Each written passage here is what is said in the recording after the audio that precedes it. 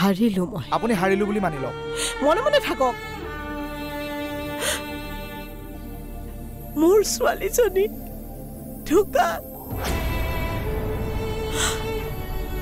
এটা এক্সিডেণ্টত তাই ঢুকাল। ক'ৰ পৰা আনিব মোৰ ছোৱালীজনীক? ক'ৰ পৰা আনিব মোৰ ছোৱালীজনীক? তাই নাহে। কেতিয়াও উভতি নহা বাটেৰে তাই গুচি গ'ল।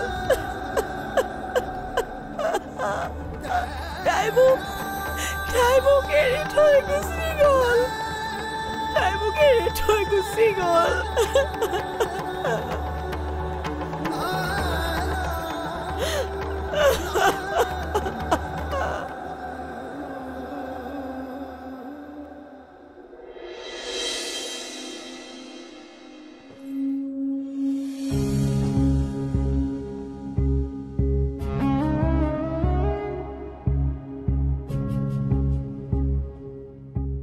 তুমি খুৰীৰ কথাবোৰ ইমান ধৰি নাথাকিবা।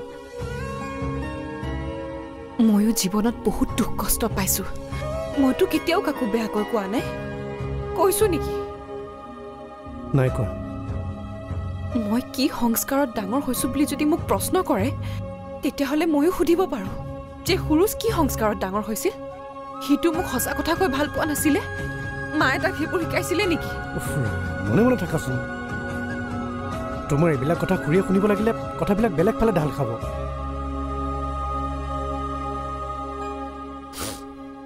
তেওঁ কথাবোৰ মোক শুনাই ক'ব, আৰু মই? তুমি যিহেতু সৰু, গতিকে মনে মনে থাকাচোন।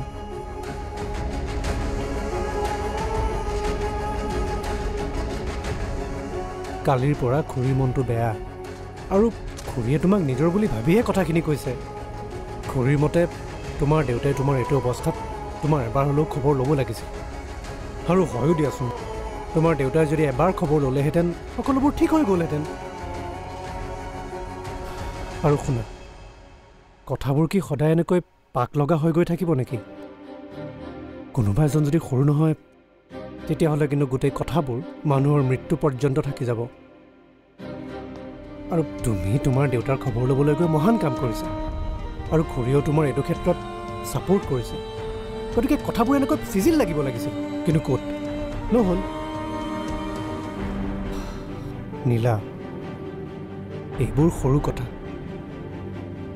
যোৱা, এইবিলাক আৰু ধৰি নাথাকিবা। দেখা নাই জানো, কালি খুৰীয়ে তোমাক হস্পিটেলত এইটো অৱস্থাত দেখি কিমান কান্দিছিল। ইয়াৰ অৰ্থ কি? তেওঁ তোমাক বহুত মৰম কৰে। কেৱল বোৱাৰী হিচাপে নহয়, নিজৰ ছোৱালী বুলি ভাবে। বাৰু যি নহওক, মই এতিয়া আহোঁ, পাছত আকৌ আহিম, আৰু ভালকৈ থাকিবা।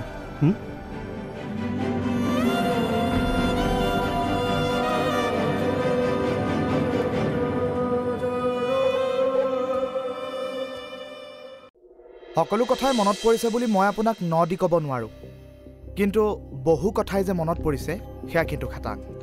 হয় ডক্টৰ। কাইলৈ বাৰু মই আকৌ এবাৰ আহিম। ঠিক আছে ডক্টৰ। এতিয়াৰে পৰা সম্পূৰ্ণ খণ্ড উপভোগ কৰক কেবল টিভিত ৰং চেনেলত।